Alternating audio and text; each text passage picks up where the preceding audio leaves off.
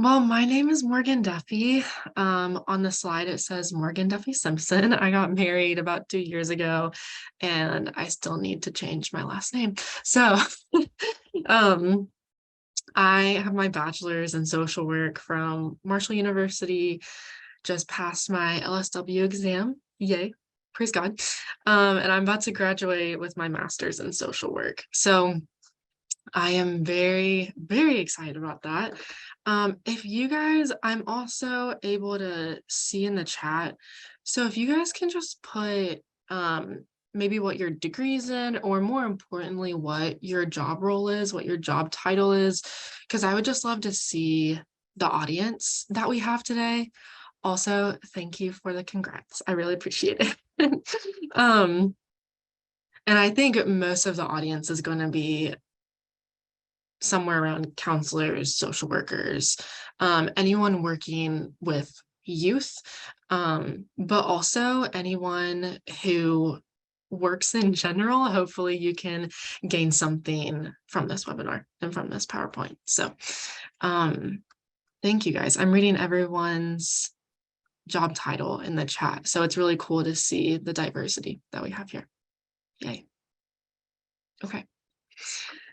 And also I am with the Think side of our program. So I'm a teen pregnancy prevention educator, and it's so fun. I love working at Mission.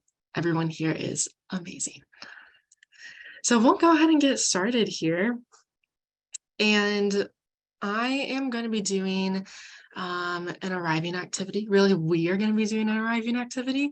So basically just breath work is what we're going to be doing.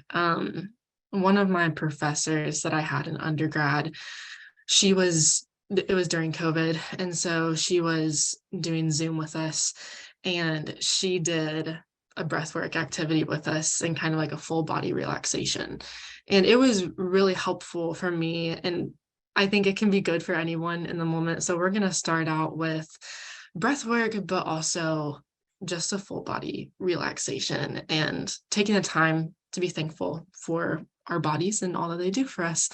And this can be a huge part of self-care and a huge part of rest. So we're going to practice that real quick today.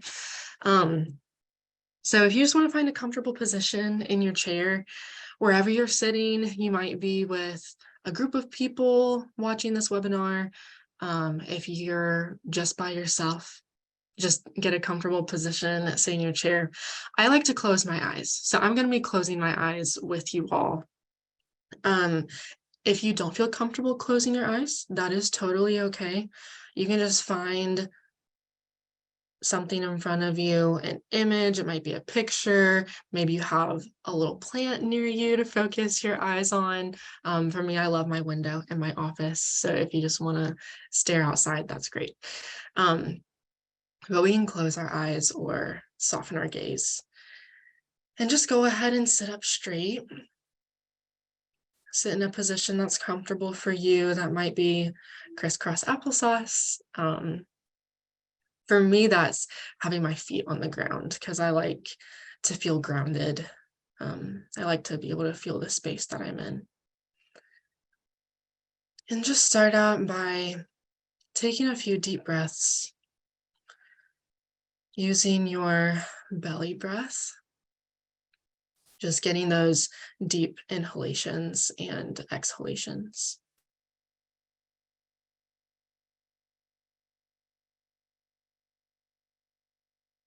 And when you start to feel settled into your space, go ahead and put your hands wherever is most comfortable for you. So that might be on your legs. For me, it's on my legs. It might be on your heart where you can feel your heartbeat. It might just be in your lap. And as we're sitting here, just connect with the present moment, connect with your breath here for just a second.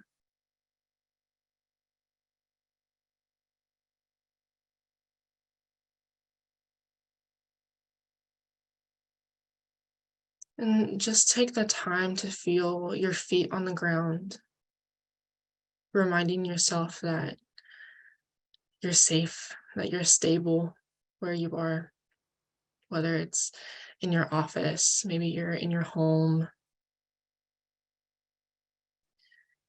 And just take the time to notice the present and be thankful for the present. And start to notice your feet and bring relaxation to your toes, to your ankles, whatever tension you're holding in your feet, allow it to relax. And really feel the ground beneath you.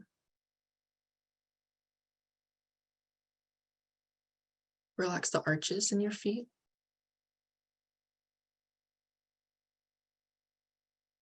And then notice your calves, the lower parts of your leg.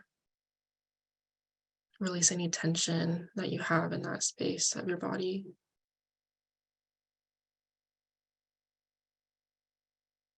Releasing any tension that you might have in the upper part of your legs, your thighs. And sometimes I just like to rub my hands against my thighs and almost do a little like self massage and just bring gratitude to your legs, thanking them for what they do for you each day, getting you places, helping you maneuver your car, maybe helping you get around your house, helping you do the work that you do each day.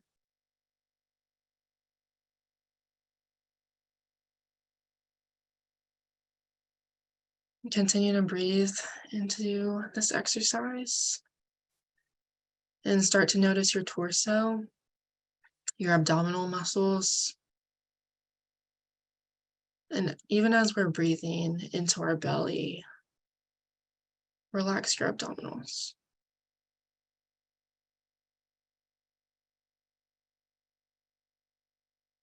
Relieving any tension that might be sitting there. And thanking your torso, thanking your stomach for being there for you, for being able to eat food and being able to help you get throughout the day.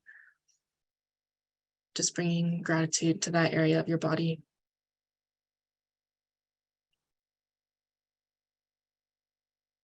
And notice your arms. Sometimes I like to give myself a little hug in this time, and you can even massage your arms if you want to.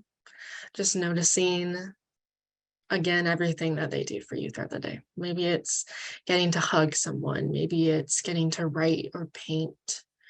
Maybe it's helping you move, helping you carry things, carry groceries.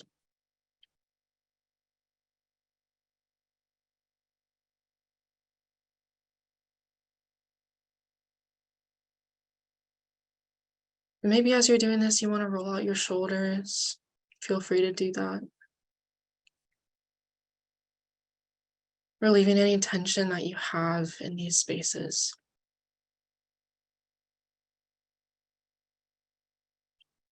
You can roll around your neck a little bit.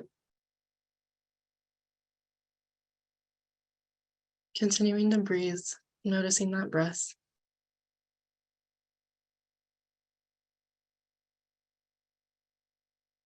And drawing our attention to our face. Relieve any tension in your jaw. Release any tension that you might have with your tongue, with any muscles in your face. If your eyes are open, continuing to soften your gaze. Not thinking of anything in the future, not thinking of anything in the past.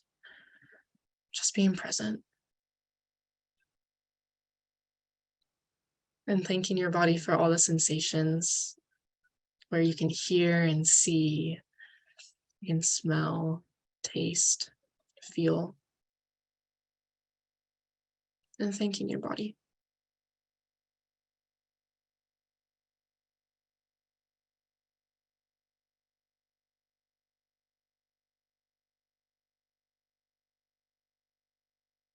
And as we feel the body relax in this space, just thanking your body in general for keeping you going today, for getting you out of bed this morning, for helping you do the internal work and external work that you've needed for today.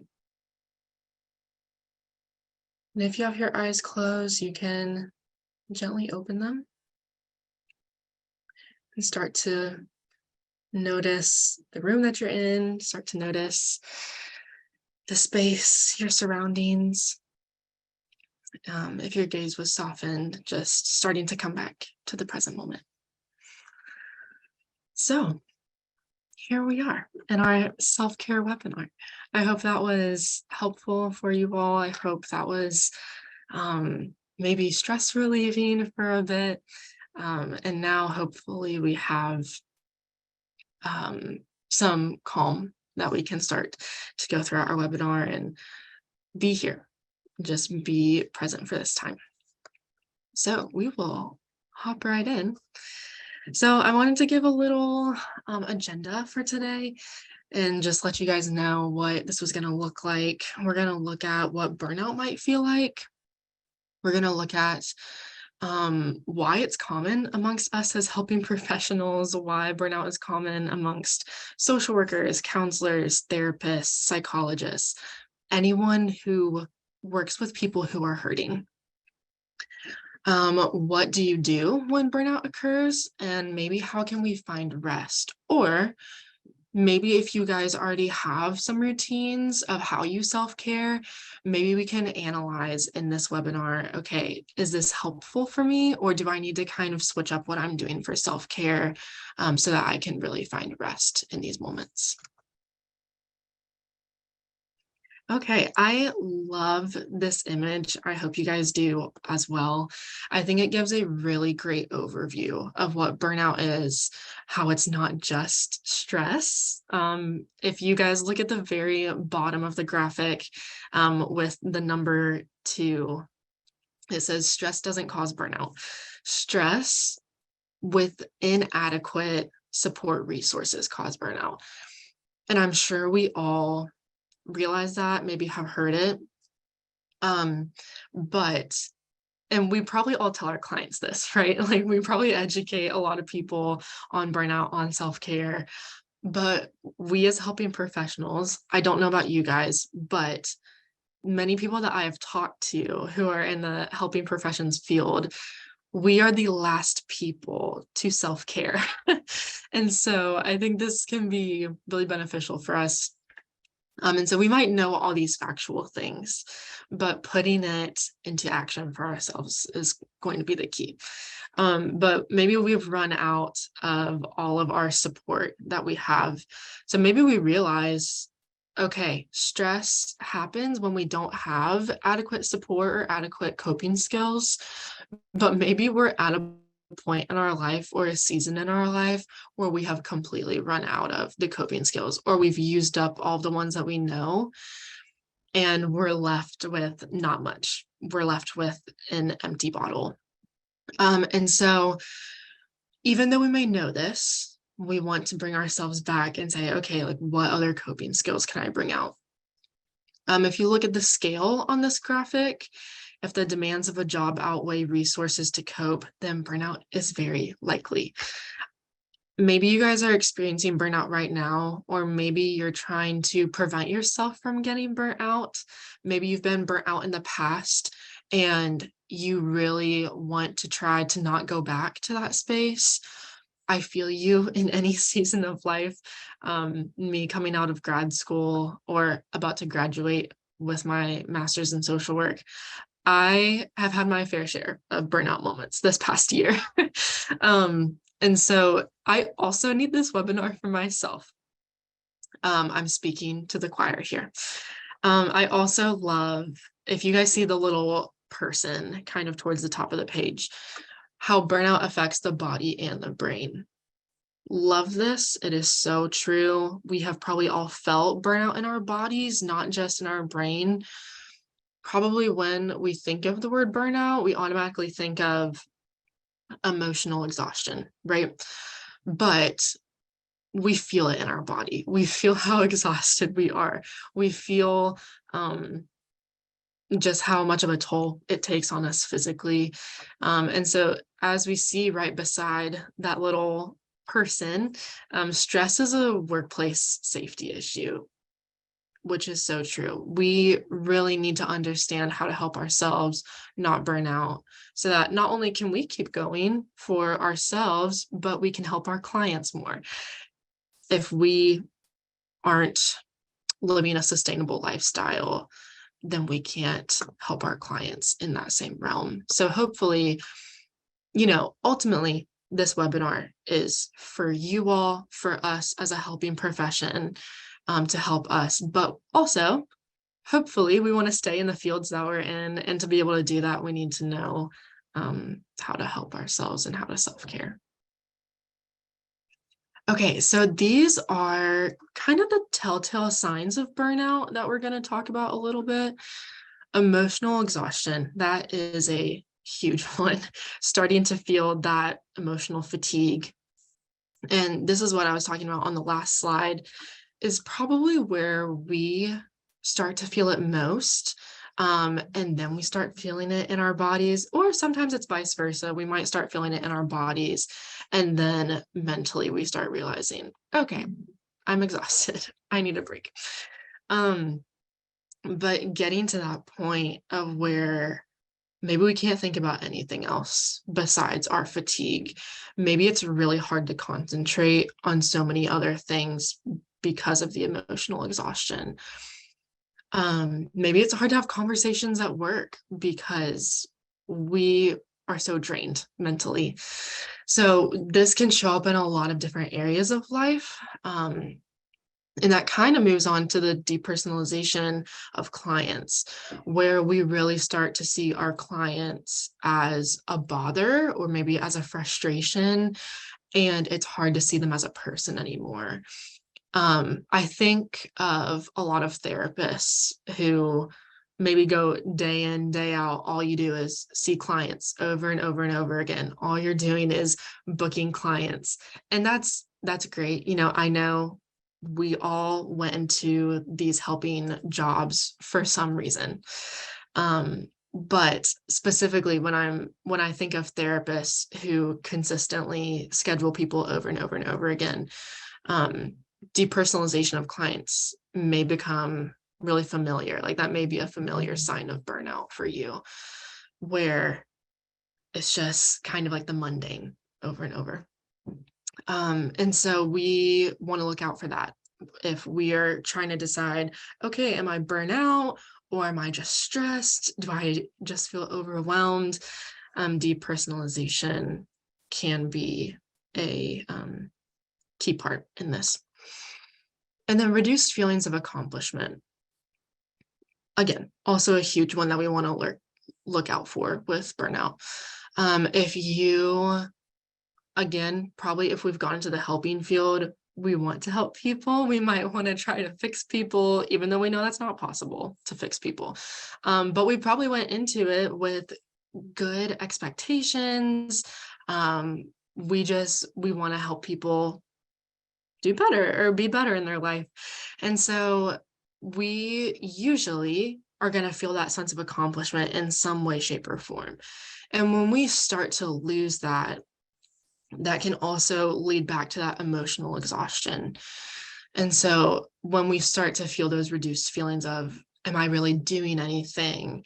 Am I really making a difference in my field of work? Am I actually helping my clients? Am I actually helping them in the stages of change in the change process? And because really that can start to diminish our work, and truly we can start to diminish ourselves. And so looking for that piece of burnout is going to be important as well. So how burnout might feel in our bodies, this is really important. Part of the reason why I wanted to do the exercise at the very beginning was for us to thank our bodies. Sometimes we can be really hard on our bodies and hard on ourselves when we're feeling burnt out. And so just taking that time to say, thank you for getting me throughout the day. Thank you for, being there with me emotionally, mentally, physically, and thanking our body for being there. That's a good practice for us to be in, especially if we have not been kind to our bodies. But as we are looking at how our body feels, these are a lot of the somatic experiences that we may feel. Obviously, physically tired. That's probably going to be a big one. Headaches or body aches, if we aren't doing well mentally, those are going to start showing up in our body. And that might be a headache, or it might just be, man, my stomach really hurts right now. Or maybe overall, we might just feel weird. We might just feel off throughout the day. And so listening to your body, being sure to just be in the mindset of, okay, what's my body feeling today? Let's listen to it. Maybe you're sleeping more often because we're tired, we're feeling that emotional exhaustion. Maybe sometimes it's sleeping less because our brain might be overstimulated by all the things we might be doing. So it might look like sleeping less. Obviously, this is not a comprehensive list. You might feel different things that are not on this list, but these can be some key ones. Feeling trapped. So maybe if you are in an office setting and you feel like, oh my gosh, I can't get out, I can't get out, I can't get out. Or maybe even at your home, if you're working from home, and you're like, I just have so much stuff to do. And there feels like no resolve. Like you feel like there is no light at the end of the tunnel. Feeling trapped can definitely be an emotion, a feeling that is very present in burnout. Increased or decreased appetite. This kind of goes back to sleep. It might be increased, it might be decreased. Maybe it's increased because that might be a coping mechanism for us. Or maybe it's decreased because we might be feeling the stress and the overwhelm. And maybe for some people, they might completely forget to eat throughout the day. Maybe because of the body aches or the headaches, we don't feel like eating. There can be so many different reasonings for increased or decreased appetite. Isolating from others. Yes, amen, 100% is a symptom of burnout. Irritability, that frustration, kind of going back to that depersonalization of clients, it could show up there, but also irritability can show up in a lot of other areas of life. We might be getting irritable with the people we live with, our partner. If we have kids, we might be getting irritable with them. With our coworkers, maybe our managers and directors. Irritability can show up in so many different ways whenever we're burnout. Loss or low motivation. Once again, going back to on the last slide where we might not feel like we're making that much of an impact on our clients, that low motivation can go hand in hand with that. So if we're looking at this from a holistic perspective, we can really see how it can be a cycle and how all of these things can fit into each other. So why are we talking about burnout in general? Most of us, if not everyone that I saw from all of our job descriptions in the chat, we work with traumatized individuals. And obviously we chose this field. We knew what we were getting into, but at the same time, no one can prepare you to be a social worker. No one can prepare you to be a counselor, a therapist. No one can prepare you to work with people who've been through trauma. And so when we are working with these people, it's hard, and we develop secondary trauma as well. And so that goes on to the second bullet point of we're dealing with this stressful work, and it takes a toll on our body. It takes a toll on our brain, our mental function, our emotions. And so really admitting that, being aware of that is going to be our first step.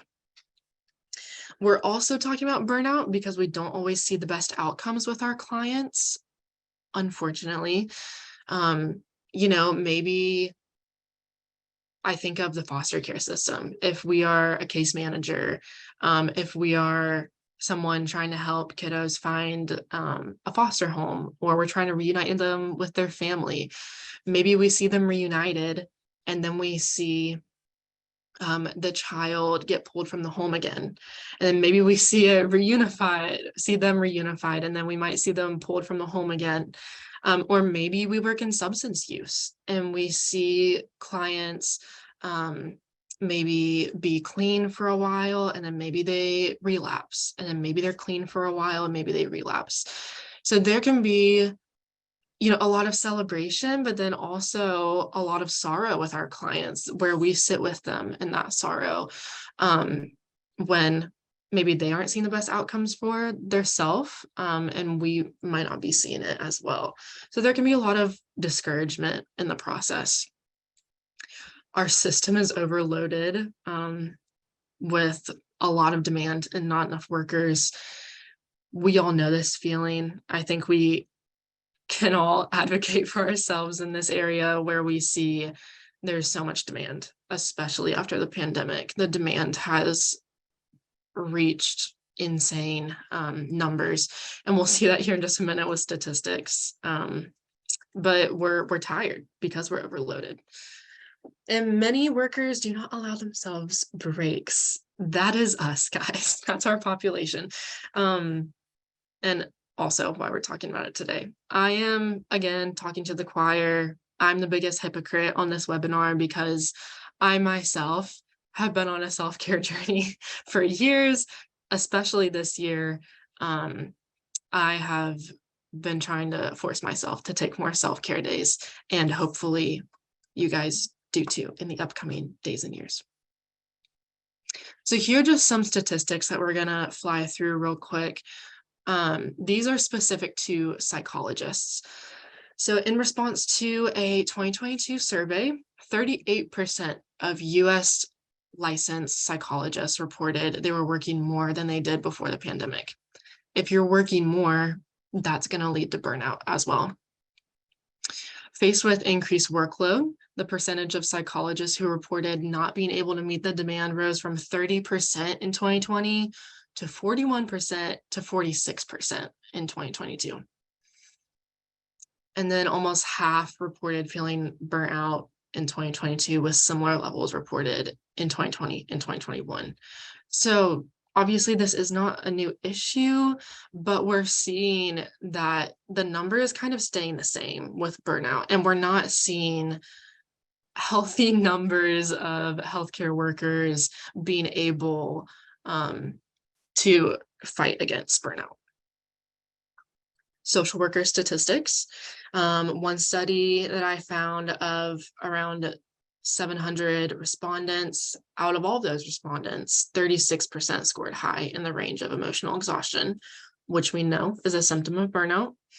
Another study finds a 75% lifetime burnout rate amongst social workers, which for me, this being my field of work, is really sad for me, because I want to see social workers thrive and be healthy and self-care.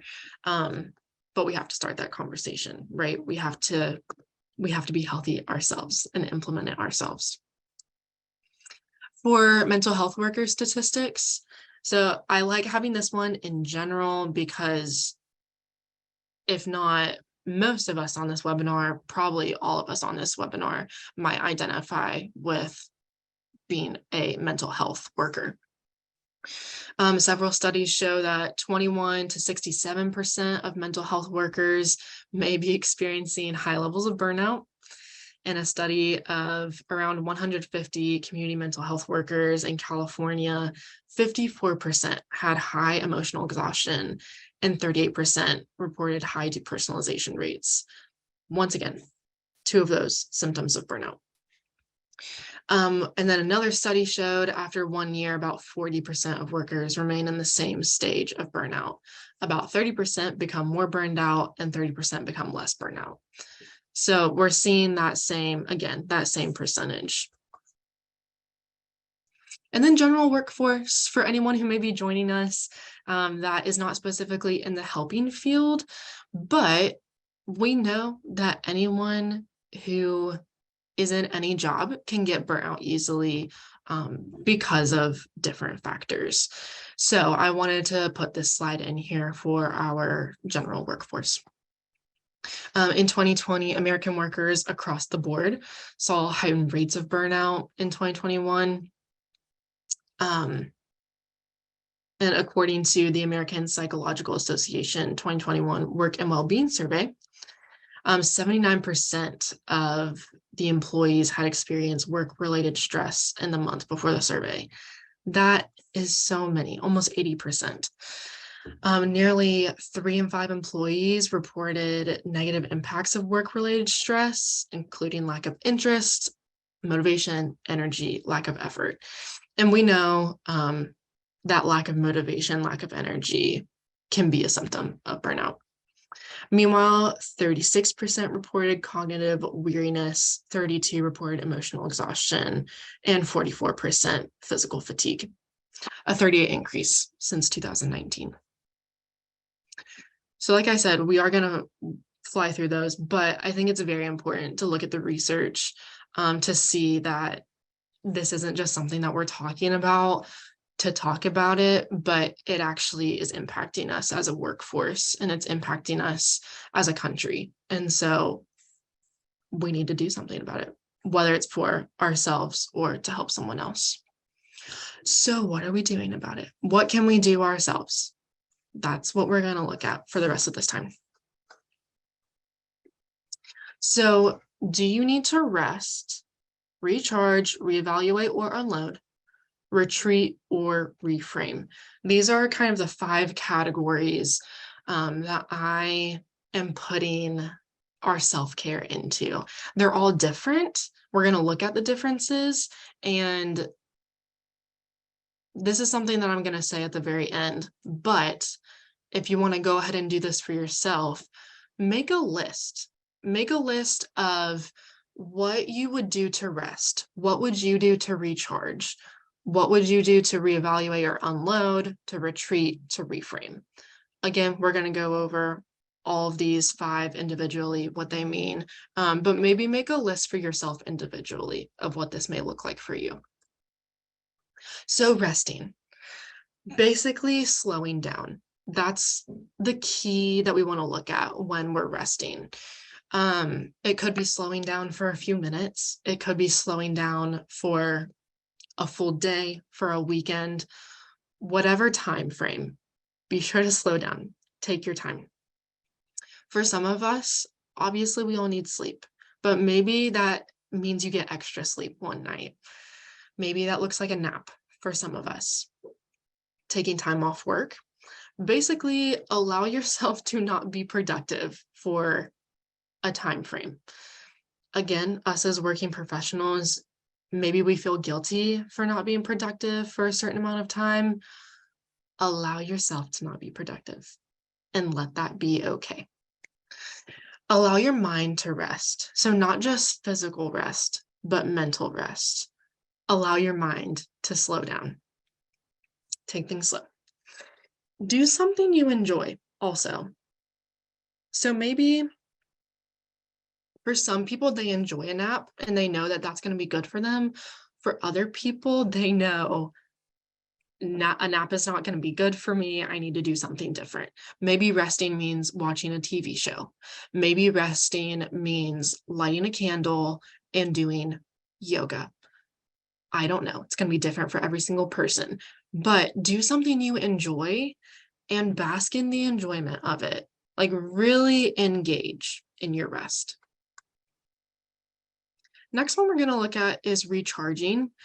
This is different. This is when you're feeling depleted, you're feeling those low energy levels, and you want to be filled back up.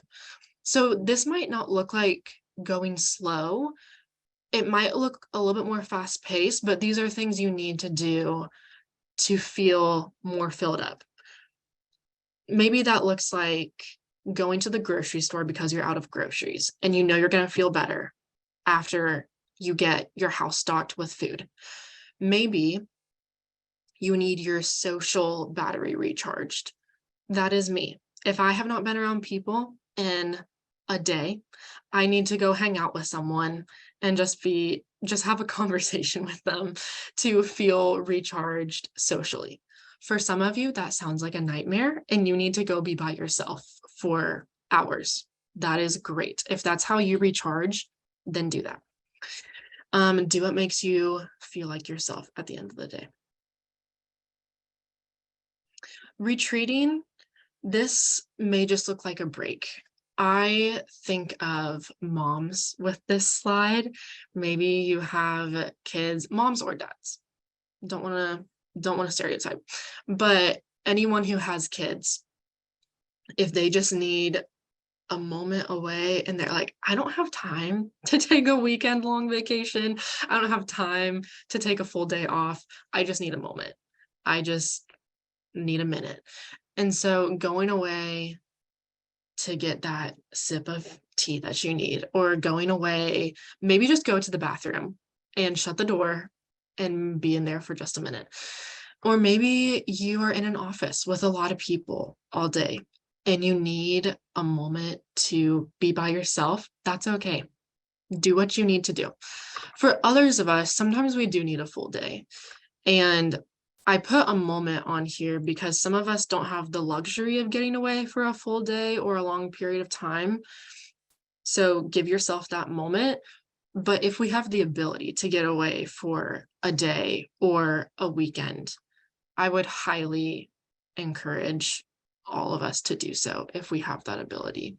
And making sure you're in a setting where you feel comfortable. As in, if you usually live in a city and it would be nice to go on a vacation in the country where it's maybe really quiet, doing that. Or maybe if you like being in the city, making sure your vacation's in the city so you can go out to a lot of different places to eat. Making sure even your environment is going to be beneficial to your rest. Reevaluating or unloading. This is really looking at more of what can we say no to, or what do we need to do differently in our life? Or is there anything that we can possibly do differently? This is, again, going to look different for everyone. So saying no, I'm just going to say that again, allow yourself to say no. As helping professionals, we want to be the yes person. We want to help so many people with so many different things. And that's good. It's a good quality to have, but it's also a good and healthy thing to say no to different things. It's okay to say no if someone wants to go hang out and you just need to be by yourself and watch a TV show. That's okay. If you need to be by yourself for an entire day and you need to ask your partner to go to the grocery store for you, that is great. Do that. Receive the help of others. And also, what responsibilities can you back away from? So those kind of go hand in hand, of basically, if someone is asking, hey, can I make you dinner? Can I bring you dinner one day? Say yes. It's okay. Allow that person to do that for you. Or if you're carrying something out to your car and you look like you need help, say yes. Allow that person to help you. What responsibilities can you back away from? Allowing yourself the bandwidth to go back to someone and say, I know that I said that I might be able to help out with this, but I actually can't.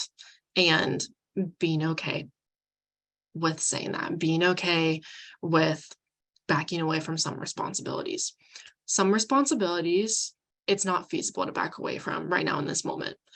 Maybe that means you are a parent and you have children that you have to take care of. Maybe you have family, as in maybe you have parents or a grandparent that you have to be taking care of right now. Maybe you are a director of an organization and you simply just can't say, oh, okay, I'm just going to step back from my role.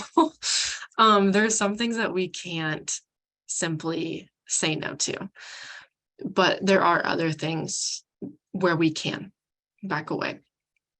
It's just evaluating what those things are that we can back away from. Are you carrying guilt that is not yours to carry? Is someone upset with you, but it's not your fault? So you can wipe your hands clean of that guilt. Maybe someone might be offended that you could not hang out because you are too busy. That is not on you. You do not need to feel guilty for that. Stop carrying guilt that you do not need to be carrying right now during this time. Are you carrying someone else's trauma that is not yours to carry? This is huge. Basically, that's a boundaries conversation. But are we holding other people's trauma in our bodies that is not ours to hold? Are we carrying another person's trauma that is not ours to carry? One of the best things my own therapist said to me is that specific people have been given, for whatever reason, specific trauma to bear. And that is hard and it is sad. And we can be there for them. We can listen to them. We can hurt with them and cry with them. But does that mean that their trauma is ours? No, it does not. That doesn't mean that we just leave them to fend for themselves, but that also doesn't mean that we have to carry it with us every moment of every single day, because that is not our job. So reevaluating that, and maybe reevaluating not only with our clients, but are we carrying our best friend's trauma? Are we carrying our siblings' trauma, our parents' trauma, our partner's trauma? And can we give ourselves permission to say, okay, I care for you, I love you, I'm here for you, and I'm going to hurt with you, but I'm not going to carry all of this for you. And that's very nuanced. So holding both of those at the same time and giving ourselves grace in this also. So basically, the last question that we come to is, what do you need to let go of emotionally or physically? Only we know these things. So we have to evaluate these things ourselves, but just think on that. Last one is reframe. I left this one to last because I think those first four, maybe we need to go through those first four before coming to this fifth one and last one.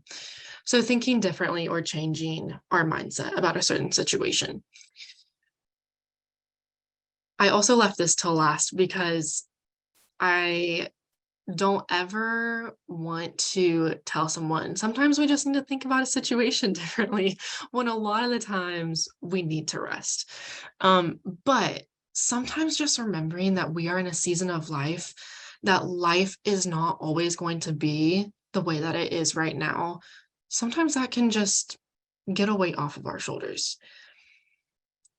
If you are a parent, you are not always going to be a parent forever. The clients that you have now, you are not going to have those clients for forever. If you have a really large caseload right now, you are not going to have that same large caseload for the rest of your life. Maybe the job that you're in, you probably are not going to have that same job for the rest of your life. You will switch job positions. So just recognizing and allowing yourself to feel that relief of, okay, this is not going to be forever, and I will not feel this way for forever. Also remembering what you're grateful for. This is something my mom has ingrained in me, and I love her for it. But there were times when it got annoying when she said it to me. She would just always tell me, Morgan, remember what you're grateful for, even if it's just one or two or three things, just say what you're grateful for. So even if it is the hardest day, maybe you can say, okay, today's been really hard and it's been really difficult. Maybe my clients are going through some real tough things. Maybe my partner and I are in a fight. Maybe work isn't going how I want it to right now, but you know what? I have a bed to sleep in. I am alive for me I am in good health, and I am really thankful for that. Another thing for me is I have a church family that I'm really thankful for. And another thing for me personally is I do have a partner who is loving and who has been really helpful in this past year of grad school. So those are like the three things that I'm really thankful for in this moment. And so sometimes grounding ourselves back to, okay, what is helpful for me? What are good things in life right now? And sometimes that can even give us the stability that we need to get throughout the next few minutes, the next hour, the next day. A little note before our last slide. When was the last time you did any of these things for yourself and not for someone else? So when was the last time you did rest, you recharged, you reevaluated, you reframed, or you got to retreat and didn't encourage someone else to do that? And lastly, we might finish up a little bit early today, but I do want to run through these last few bullet points because I think these can honestly be the most crucial. So let's go through these really quick. Are you fulfilled after your rest? So just think through that for a minute. If you already do self-care, are you fulfilled after you self-care? If not, you may need to do a different kind of self-care. So maybe you're resting when you really need to be recharging, or maybe you're trying to rest or recharge and you really need to reevaluate and take some things off of your plate. So just see what is fulfilling to you. Scheduling rest. Do you schedule rest? Do you put it on your calendar? Do you block out hours or days to make sure that you have a rest period throughout your week? This is really important. I personally need to do this more. I need to schedule on my planner, on my calendar. Okay, for this hour, I'm going to allow myself to not look at my phone whatsoever and not answer any texts. For this 30 minutes, I'm going to do yoga and not worry about anything else in the world. Scheduling, that's really important. Also, fully engage in your rest. I think I said this a few slides ago, but also very important. If we're distracted while we're trying to rest, it's not rest, right? We need to allow ourselves to fully engage in that space. I'm saying yoga a lot because that's a form of rest that I really enjoy doing. So if we're doing yoga, but in the meantime, we're thinking, okay, I need to start prepping dinner. I need to get things prepped for tomorrow. I need to put out my outfit for tomorrow morning and all these different things. Are we resting? Not mentally. We're not. So allow yourself to mentally and physically rest. Engage fully. If you are retreating for the weekend, do not look at your phone, or maybe you like looking at your phone. That's a way that you rest. But if you cannot rest while looking at your phone and getting texts, put your phone away for the weekend, even just for a day of the weekend, and allow yourself that time to engage. I did say this earlier, but do not feel guilty about your rest. That kind of goes back to engaging. Don't spend your time saying, oh, I could be doing this. I really need to be doing this. No, you need to rest and able to be fully present later somewhere else. And it can wait. Your other obligations can wait. Rest is needed throughout the entire lifespan. Also very important. It's not just that we need rest for this season of life or that we need rest for busy seasons of life. We need rest in every season throughout the whole lifespan. And so that can be a really helpful tool to remember. And it goes back to scheduling rest. We're going to have to schedule rest for the rest of our days because it's needed for the rest of our days. And there may be seasons of life where it's easier to rest, but it's still needed in every season. Make a list for yourself. So I did say this at the very beginning, like right before we went into the different kinds of self-care, but make a list for yourself. Go back. Actually, I'm going to go back for us.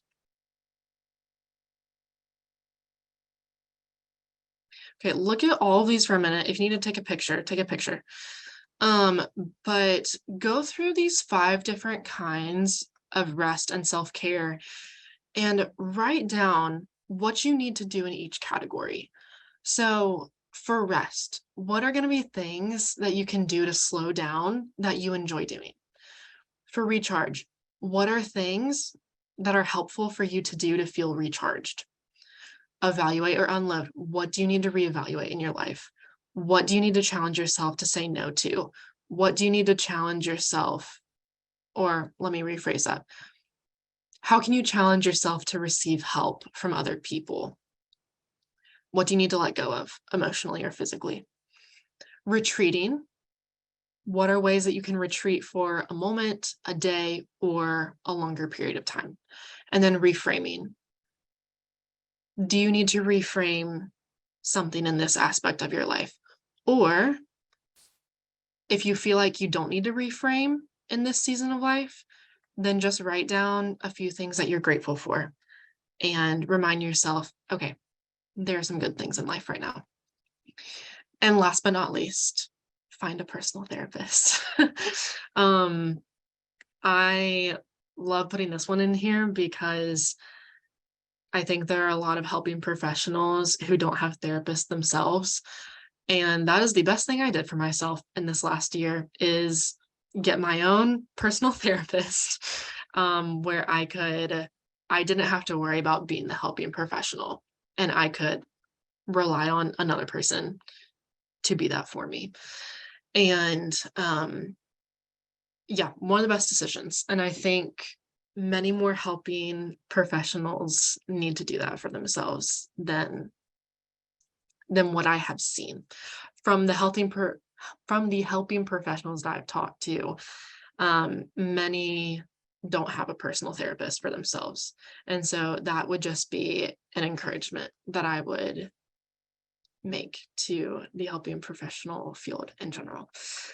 So that is all for today. These are my references for a lot of the statistics that we looked at. And I apologize if you have questions in the chat, because I have not been looking at them. But yeah, these are my references, and I hope you guys enjoyed it. Thank you guys so much for coming today. I am honored and so thankful to be here with you guys today.